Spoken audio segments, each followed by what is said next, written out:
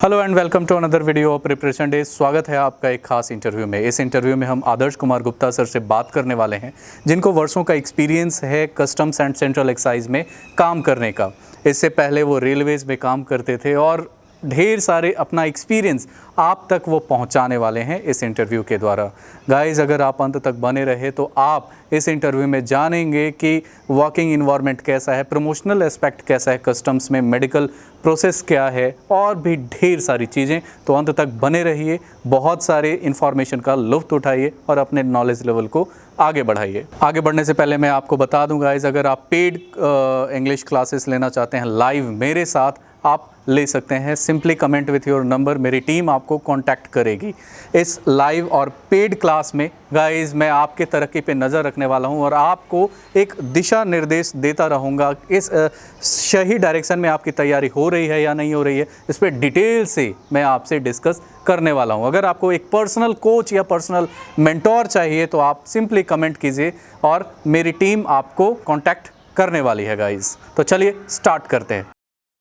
Adarsh Kumar Gupta sir, स्वागत है आपका प्रिपरेशन डेज पे। प्लीज़ अपने जर्नी के बारे में बताइए सर, अपना इंट्रोडक्शन दीजिए हमारे व्यूअर्स को। बताइए कि कैसा रहा आपका जर्नी, कितने उतार चढ़ावों के साथ भरा रहा आपका जर्नी। नमस्कार संजीव जी, आपको और आपके यूट्यूब चैनल प्रिपरेशन डेज को मेरी ओर से हार्दिक शुभकामनाएं। हाँ संजीव जी, सबसे पहले तो मैं आपको बता दूं कि मैं एक साधारण परिवार से बिलोंग करता हूं। मेरा घर बिहार राज्य के रोहतास डिस्ट्रिक्ट के नोखा गांव का रहने वाला हूं। मैं एक साधारण परिवार से उठकर मैं जहां जिस मुकाम पे पहुंचा हूं, इसके लिए मैं अपने माता पिता के साथ साथ अपनी वाइफ को भी बहुत हद तक शुक्रिया अदा करता हूं, जिन्होंने मुझे इस मुकाम पर पहुंचने के लिए काफ़ी मदद की। सबसे पहले स्कूली डेज पार करने के बाद 1998 में मैंने क्लास 10th की एग्ज़ाम दिया। बोर्ड परीक्षा में मैं अपियर हुआ। उसी साल से मैंने क्लास 10th के बच्चों को ट्यूशन पढ़ाना शुरू किया था। इसके बाद मैं पटना गया इंजीनियरिंग के प्रिपरेशन से, इंटर साइंस से। 2000 में मैंने इंटर का एग्ज़ाम दिया। उसी साल मैंने IIT का प्री एग्ज़ाम दिया था। इसके बाद परिस्थितियाँ कुछ ऐसी आई कि मुझे पटना से अपनी पढ़ाई बंद करके वापस आनी पड़ी होम टाउन। और साइंस का स्टूडेंट होने के बाद मुझे आर्ट्स विषय से नामांकन कराना पड़ा। इग्नू से डिस्टेंस कोर्स से मैंने पास किया। 6 साल में मेरा ग्रेजुएशन कंप्लीट हुआ हिस्ट्री ऑनर्स के साथ। साथ ही साथ मेरी तैयारी मैंने अपना कंटिन्यू रखा था। उसके बाद में वहाँ पर ट्यूशन कोचिंग पढ़ाने के साथ साथ मैं अपना खर्च भी निकालता था। तब संघर्ष का सिलसिला शुरू होता है। साथ ही कई एग्जाम देने हम लोग गए। ट्रेन की जनरल बोगी में 36 घंटे बैठकर हमें जाना पड़ता था। जहाँ लगेज रखने की जगह होती थी जनरल बोगी में, वहाँ पे भी हम लोग बैठने किसी तरह से बैठते थे। कभी गेट पर बैठते थे। एग्ज़ाम देने के लिए अहमदाबाद, मुंबई, दिल्ली, चेन्नई, बेंगलोर, हैदराबाद, कश्मीर, सब जगह गए, लेकिन सफलता हासिल नहीं हो रही थी। प्री निकालते थे, मेंस नहीं होता था। मेंस निकालते थे तो फिर टाइपिंग का एग्ज़ाम होता था, टाइपिंग एग्ज़ाम नहीं देते थे। संघर्ष का सिलसिला चलते रहा था। साथ ही साथ इसके बाद में मैंने 2006 में इलाहाबाद रेलवे भर्ती बोर्ड से आयोजित टिकट एग्जामिनर की परीक्षा मैंने अपियर हुई और 2007 में फाइनली मैं सिलेक्टेड हुआ। सिलेक्शन के साथ साथ मुझे SSC LDC में मेरा रिजल्ट हुआ था, साथ ही साथ CISF हेड कांस्टेबल में। बट मैंने टिकट एग्जामिनर का पोस्ट चुना। उसके तहत मुझे रेलवे इलाहाबाद जोन के अंदर आगरा डिवीज़न के तहत मुझे मथुरा स्टेशन पर मुझे काम करने का सौभाग्य मिला। काफ़ी अच्छे सहयोगी मिले वहाँ पे। सबके साथ मैंने एक अच्छा मधुर रिलेशन कायम रहा और वहाँ जाने के बाद में भी, ट्रेन की ड्यूटी करने के बाद भी मैंने वहाँ पर अपनी पढ़ाई कंटिन्यू रखी थी। वहाँ पर इसके पहले 2007 में, जब मैं 17 जुलाई 2007 को मैंने टिकट एग्जामिनर का पोस्ट ज्वाइन किया, उसके बाद उसी ट्रेनिंग पीरियड में मुझे 2007 एसएससी सीजीएल का मेंस देना था। मेरा पैर मुड़ जाने की वजह से मैं नहीं दे पाया, और 2008 में भी मेरा रिजल्ट प्री में टेक्निकल फॉल्ट की वजह से नहीं हो पाया। लेकिन तो 2010 में मैंने एसएससी सीजीएल 2000 कंप्लीट किया। उससे मेरा चयन असिस्टेंट ग्रेड में आर्म फोर्स हेडक्वार्टर में मेरा चयन हुआ। उसके बाद फिर 2011 से एसएससी सीजीएल 2011 के तहत मुझे कोलकाता में सेंट्रल एक्साइज इंस्पेक्टर का पोस्ट मिला, जिसे मैंने ज्वाइन किया। कोचिंग इंस्टीट्यूट का रोल आप कैसे देखते हैं सर, आज के सिनेरियो में जहां यूट्यूब जैसे प्लेटफॉर्म्स भी हैं, तो कोचिंग इंस्टीट्यूट्स कितना मदद पहुंचाते हैं सिलेक्शन में, या आपका क्या सोचना है सर? जहाँ तक मेरी बात है, मैंने आज तक कॉम्पिटिटिव एग्ज़ाम की तैयारी के लिए मैंने कोई कोचिंग नहीं की। हम लोग पटना रहते थे। पटना में, बिहार में एक सिस्टम है आपको कि जहाँ भी 15-20 लड़के मिल जाते हैं, वो आपस में ग्रुप बना लेते हैं। ग्रुप बना के हम आपस में डिस्कशन करते थे, ग्रुप डिस्कशन। वहाँ पर कई क्लब थे हमारे, अचीवमेंट क्लब था, आरएमसी क्लब था। मैं खुद नागेश्वर सी लॉज मीठापुर में रहता था, यारपुर में। वहाँ पे उस लॉज में भी एक हम लोगों ने क्लब बनाया था। हर दिन एक लड़का को चेयरमैन बनाया जाता था, और वो लड़का जो है चेयरमैन जो है बाकी लोगों से जो होमवर्क दिया जाता था उसको आज क्यूज पूछताछ होती थी, असाइनमेंट पूरे होते थे, वीकली टेस्ट होते थे, हर दिन चेयरमैन बदला जाता था। तो ये सारा डिस्कशन करके हम लोग कवर करते थे। तो इन माय व्यू, अगर आप ठीक हैं, आपको गाइडेंस सही है, आपको माहौल अच्छा है, ग्रुप मिल जा रहा है आपको, तो ट्यूशन कोचिंग सेंटर की कोई आवश्यकता नहीं है। हाँ, जहाँ तक मेरी बात है, मैं बता दूँ आपको कि जब मैंने टीसी का एग्ज़ाम ज्वाइन किया था, टिकट एग्जामिनर का पोस्ट पे मैं मथुरा सिलेक्शन हुआ था। उसके बाद मैंने वहाँ सेल्फ स्टडी की थी। एसएससी सीजीएल का प्रिपरेशन में करता था। टिकट एग्जामिनर का ड्यूटी आप जानते हैं कि ट्रेन लेकर जाना होता था, तो रात को निकलते थे। रात को टिकट देख के बाकी मेरे साथी लोग जो है आराम करते थे। मैं ट्रेन में 7 नंबर सीट बाथरूम के करीब होता था, उसकी लाइट मुझे मिलती थी। उस लाइट में भी मैं अपना सारा काम ख़त्म करने के बाद अपनी बुक निकाल के कुछ कुछ पढ़ता रहता था। इसके बाद में फिर जब सुबह सुबह हम लोग रेस्ट हाउस में, ट्रिनिटी रेस्ट हाउस में पहुंचते थे, तो रात भर जगह होने के बावजूद भी मैं वहां पर अपना दिन भर जो है वहाँ सेट प्रैक्टिस या जीके वगैरह सब कुछ पढ़ते रहता था। मैं बता दूं कि मेरे वहाँ पर एक कंडक्टर थे हमारे के एसी कोच के, उनका नाम था पूरन सिंह चौहान, जिनको हम लोग प्यार से मंत्री जी बोलते थे। घर से बाहर वो हम लोग के लिए एक गार्जियन समान ही थे, बहुत ही मानते थे, बहुत प्यार करते थे। बोलते थे बेटा तू मेहनत करता रहा, जरूर होगा। इसके बाद मैं फिर वहाँ से जब वापस मथुरा आता था, घर में भी बैठता था, तो मुझे अपने वाइफ के द्वारा भी कभी कोई मतलब ये बाधा उत्पन्न नहीं हुई कि आप दिन भर पढ़ते रहते हैं, बल्कि उसने हमेशा सहयोग ही किया। और उसका परिणाम ये रहा कि मैंने आराम से सीजीएल 2010, 11, 12 मैंने कंप्लीट किया। अगर मैं अपने साथियों को यही बोलना चाहूँगा, जो लोग भी देख रहे हैं, कि अगर आपका विल पावर ठीक है और रोज़ आप 3 से 4 घंटा जरूर पढ़ेंगे, तो सफलता जरूर मिलनी है। क्योंकि बोला गया where there is a will there is a way, जहाँ चाह वहाँ रहा। आप चाह जाएंगे, आपको कोई नहीं रोक सकता। अगर ऑब्स्टिकल की बात की जाए तो सबसे बड़ा ऑब्स्टिकल आपके वक्त में आपके सामने कौन सा था? सब्जेक्ट वाइज कौन सा सब्जेक्ट आपको सबसे टफ लगा और आपने उस पर कैसे जीत हासिल किया और आपने सिलेक्शन लिया सर? तो प्लीज़ हमारे व्यूअर्स को अगर आप ये बताएंगे तो बहुत ही उनको हेल्प पहुंचने वाला है। इस चीज़ को अगर मैं बोलूं तो मेरा एसएससी सिलेक्शन का मुख्य जो सब्जेक्ट था उस समय 10th में मैथ और रीजनिंग, ये दोनों ही मेरे स्ट्रॉन्ग सब्जेक्ट थे।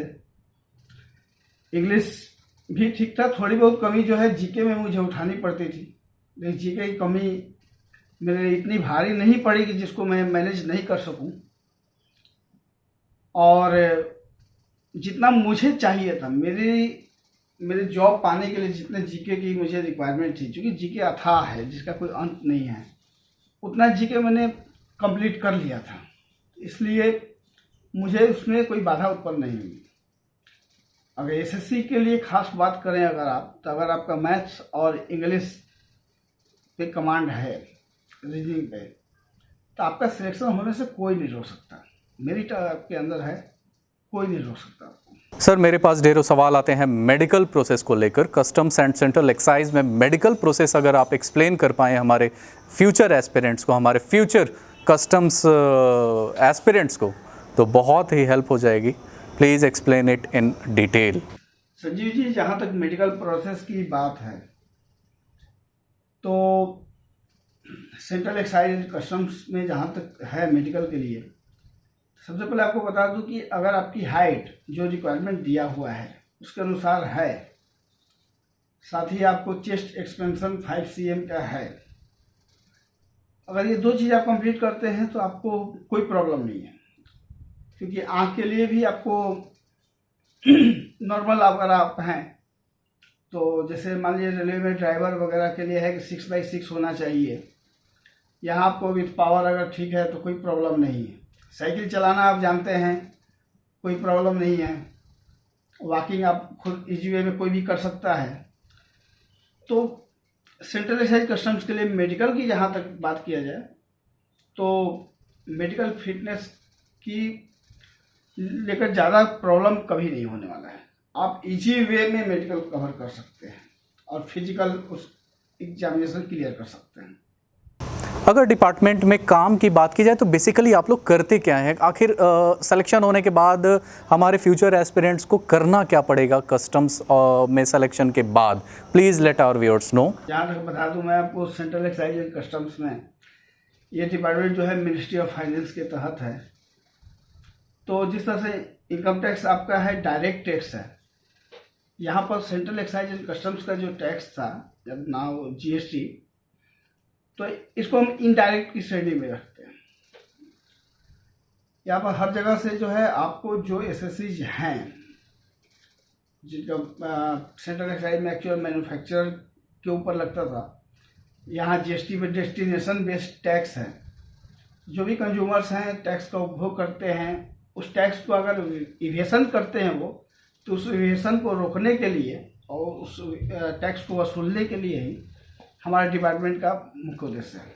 साथ ही साथ हमारे साथ साथ इसमें लैंड कस्टम फॉर्मेशन जो है सेंट्रल एक्साइज के ऑफिसर द्वारा मैंड होता है। इसमें मुख्य कार्य एक्सपोर्ट इंपोर्ट आपका होता है, स्मगलिंग का प्रिवेंशन है, स्मगलिंग को रोकना होता है। साथ ही साथ आपको इतने सारे सेक्शंस हैं, ऑडिट, रिकवरी, TNR, जिसमें एक सेंट्रल एक्साइज ऑफिसर हर 2 साल में सारा सेक्शन है कवर करता है EG वे में। यहाँ पर 2 साल के लिए आप कोई भी सेक्शन में 2 साल के लिए पोस्टिंग होती है, 2 साल के बाद ट्रांसफ़र होता है। इतने सारे कमिश्नरेट हैं कोलकाता जोन के अंदर में कि आप EG वे में कोलकाता में लाइफ गुजार सकते हैं, और 2 साल के लिए नॉन CC के लिए आपको कोलकाता से बाहर जाना होता है, एक बार इंस्पेक्टर ग्रेड में, एक बार सुपरिटेंडेंट ग्रेड में। सर SSC जैसे एग्ज़ाम्स की बात की जाए तो ढेरों UPSC एस्पिरेंट्स SSC में आते हैं, अपीयर होते हैं और एज अ बैकअप लेकर चलते हैं। अगर कोई कैंडिडेट कस्टम्स में सेलेक्ट होता है तो UPSC की तैयारी को कितना वक्त मिलेगा या नहीं मिलेगा, कैसा है सब कुछ अंदर, प्लीज़ हमारे व्यूअर्स को बताइए सर। जहाँ तक हम अपने डिपार्टमेंट की बात करें तो डिपार्टमेंट में जो वर्क ग्राउंड है आपका 8 से 10 घंटे का, 8 घंटे का वर्किंग होता है जनरली, आधा half an hour lunch time होता है। तो 8 आवर्स काम करने के बाद आप इतना थक नहीं जाएंगे कि आपको पढ़ने का समय नहीं मिले। आप आराम से पढ़ सकते हैं, तैयारी कर सकते हैं, UPSC वगैरह जो भी है उसकी तैयारी कर सकते हैं। ये आपके ऊपर डिपेंड होता है आपका पढ़ने की कितना, आप पढ़ने के आपके अंदर कितनी लालसा है। आप सपोज देखते हैं कि कितने लोग जो हैं IAS IPS में भी रहते हैं, IPS में रहते हैं, उसके अलावा नेक्स्ट एग्जाम में IAS भी क्रैक करते हैं। ये सब कुछ आपके ऊपर, आपके अंदर विल पावर होगा, आप जरूरी कवर कर सकते हैं। वुमेन कैंडिडेट के ढेरों सवाल आते हैं सर, कितना सेफ है ये जॉब, अगर वुमेन पॉइंट ऑफ व्यू से बात की जाए, फॉर गर्ल्स ये कितना सेफ एंड सिक्योर जॉब है या कितना रिकमेंडेड है ये जॉब? जहाँ तक मैं जॉब की बात करूँ लड़कियों की लिए अपने डिपार्टमेंट के बारे में, तो संजीव जी ये मैं कह सकता हूँ कि बिल्कुल ही सुरक्षित जगह है, बिल्कुल कहीं से कोई प्रॉब्लम नहीं है, कोई सेफ्टी का इशू नहीं है। इजी वे में लड़कियाँ यहाँ खास करके मेट्रोपॉलिटन सिटी में कार्य कर सकती हैं बिना किसी डर, बिना किसी भय के। हमारे डिपार्टमेंट में यहाँ भी कोलकाता में भी बहुत सारी लड़कियाँ वर्क करती हैं, उनका वर्क परफॉर्मेंस भी काफ़ी अच्छा है और वो काफ़ी मतलब सुखद रिजल्ट दे रही है, काफ़ी खुशी होती है देखकर। होम पोस्टिंग को लेकर सर बहुत सारे सेंसिटिव सवाल मेरे पास आते हैं, ईमेल आते हैं, तो कस्टम्स एंड सेंट्रल एक्साइज में होम पोस्टिंग के क्या रूल्स हैं सर? ट्रांसफ़र कितनी जल्दी हो पाएगा या ट्रांसफ़र के रूल्स एंड रेगुलेशंस क्या हैं? अगर आप बता पाएंगे तो बहुत ही हेल्प हो जाएगी और हमारे कैंडिडेट एक इन्फॉर्म्ड डिसीज़न ले पाएंगे अपने फ्यूचर के बारे में। आपने बात की कि घर से बाहर कोई पोस्टेड है और वो अपने होम टाउन में पोस्टिंग के लिए चाहता है, इसकी रिगार्डिंग मैं बस ये कहना चाहूँगा कि जब मैं रेलवे में था तो वहाँ पे एक सिस्टम चलता था म्यूचुअल ट्रांसफ़र। मीन्स जैसे मैं मथुरा में था, दूसरा साथी जो राजस्थान का है वो आपको बक्सर पटना में वर्क है और हम दोनों आपस में चाहते हैं कि इसको चेंज कर लें, वो मथुरा आ जाए और मैं इस जोन में चला जाऊँ। तो ये एक म्यूचुअल कंसेंट के थ्रू डिविजनल ऑफिस इसका प्रोसेस करके हम इजी वे में म्यूचुअल ट्रांसफ़र कर सकते थे। हमारे डिपार्टमेंट की जहाँ तक बात करें तो हम लोग को यहाँ पर आईसीटी के लिए अप्लाई करना होता था, इंटर कमिश्नर ट्रांसफ़र के लिए। इसके बाद में वहाँ से फाइल अप्रूव होने के बाद में हम अपना जहाँ पर हमारा ये होम टाउन के लिए है वहाँ हम जा सकते थे। देखिए बैड लक कहिए या जो कुछ भी कि पिछले 3-4 साल से हम लोग के डिपार्टमेंट में, हम लोग के कैडर में, इंस्पेक्टर कैडर में खास करके आईसीटी जो है बंद है और उम्मीद करते हैं कि आगे आने वाले दिन में आईसीटी रीओपन हो ताकि जो मेरे साथी हैं वो वहाँ अपना आईसीटी लेकर वापस जा सकें। एक्चुअली आईसीटी लेकर जाने के बाद में आप जहाँ जाते हैं वहाँ जाने के बाद आपकी सीनियरिटी जो है वो लूज हो जाती है। आप वहाँ जाते हैं जूनियर मोस्ट हो जाना पड़ता है, इसलिए जैसे मेरा इस डिपार्टमेंट में 7 इयर्स लगभग हो गया इस इंस्पेक्टर पोस्ट पर। अगर मैं कहीं जाऊँ तो वहाँ जो लोग नए लोग ज्वाइन किए हैं उससे भी मुझे नीचे मेरी सीनियरिटी काउंट होगी, तो इसलिए मैं तो जाना नहीं चाहूँगा, लेकिन फिर भी चाहता हूँ जो नए कैंडिडेट हैं उनके लिए आईसीटी का ऑप्शन ओपन हो और वो अपने होम टाउन जा सके, जॉब कर सकें। ये सवाल सर हमारे एम्बिशियस कैंडिडेट्स के लिए, एस्पिरेंट्स के लिए, प्रमोशन ये डिपार्टमेंट कितना दे पाएगा, वो फ्यूचर में तरक्की कितना कर पाएंगे अगर वो कस्टम्स को चुनते हैं, सेंट्रल एक्साइज में वो आते हैं सीजीएल को क्वालिफाई करने के बाद, तो प्लीज़ हमारे व्यूअर्स को ये बताइए कि प्रमोशन के क्या चांसेस हैं सर? प्रमोशन की बात करें संजीव जी तो भारत में एसएससी के थ्रू चयन का जो आधार था, एसएससी ऑल इंडिया सिलेक्शन करता था, लेकिन सिलेक्शन हो जाने के बाद में आपको मार्क्स के तहत अच्छे मार्क्स आते हैं, उसके तहत आपने जो जोन सेलेक्ट किया है उस जोन में आपको पोस्टिंग मिलता है। तो मैं भी कोलकाता जोन में आया, लेकिन समस्या यहाँ यही है कि प्रमोशन के मामले में अगर देखा जाए तो रीजनल डिस्पैरिटी है हमारे डिपार्टमेंट में। Regional disparity in the sense जैसे कुछ जोन ऐसे हैं जहाँ पर 2015 बैच 14-15 बैच के इंस्पेक्टर प्रमोशन पा चुके हैं और सुपरिटेंडेंट बन चुके हैं। लेकिन अगर हमारे कोलकाता जोन की बात करें तो कोलकाता जोन में भी 2003 बैच के 60% इंस्पेक्टर जो है प्रमोशन पाए हैं, यानी 2003 बैच पूरा प्रमोट नहीं हुआ है सुपरिटेंडेंट में कोलकाता जोन में। कहीं दूसरे जोन में जो है 2014 बैच 15 बैच लड़के सुपरिटेंडेंट बन जाएं तो आपको सुनने में कैसा लगेगा? सपोज मैं खुद ही 2011 बैच का हूँ, 2013 में ज्वाइन किया और जो बच्चे 2016-17 में अदर जगह ज्वाइन किए और उस बटालियन बन गए 3 साल 4 साल में, तो एक सवाल तो खड़ा होता है कि हमने कौन सा गुनाह किया था। और यहाँ प्रमोशन का रेशियो जो है पिछले 3-4 सालों से बंद है। आई होप अधिकारी जो है इसके ऊपर जरूर ही एक्शन लेंगे और हमारे यहाँ जो प्रमोशन है उसको कंटिन्यू करेंगे।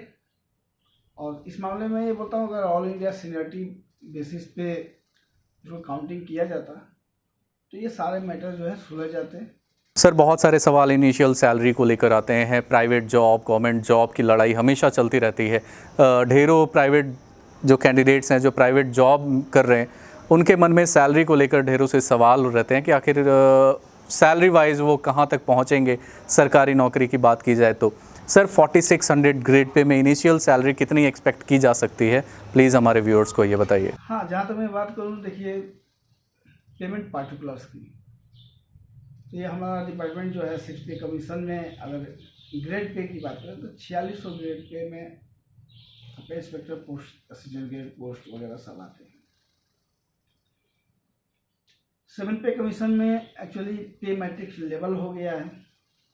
इस लेवल 7 में आपका इनिशियल होता है 4600 ग्रेड पे, जिसका बेसिक 44,900 होता है। आज के डेट में DA 17% है, एक्चुअली 21% होता, सरकार ने फ्रीज कर रखा है। 17% DA ही काउंट करते हैं। अगर HRA कोलकाता में अगर आप हैं 24%, तो बेसिक के ऊपर 41% आपका ये एक्स्ट्रा आप ऐड कर लीजिए। इसके अलावा ट्रांसपोर्ट अलाउंस आप पाएंगे। डिडक्शन में आपको फिर 10% ऑफ आपका बेसिक एंड DA का आपको देना होता है NPS में। तो आई थिंक जो भी न्यूली रिक्रूट होंगे इन हैंड उनको आराम से 55-60 हज़ार रुपया वो पा सकते हैं, इसमें कोई प्रॉब्लम नहीं है। अगर वही वो मेट्रो सिटी में ना हो, नॉन मेट्रो सिटी में हो, तो वहाँ डिफरेंस आपका HRA परसेंटेज का और ट्रांसपोर्ट अलाउंस का, सिटी अलाउंस का के लिए ही डिफरेंस आता है, इसके अलावा और कुछ नहीं।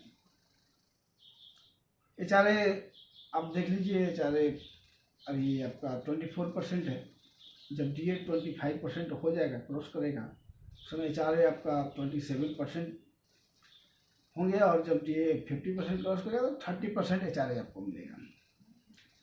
तो आज के डेट में अगर मेरी बेसिक 56,900 है तो उसका 24% आप कैलकुलेट कर सकते हैं।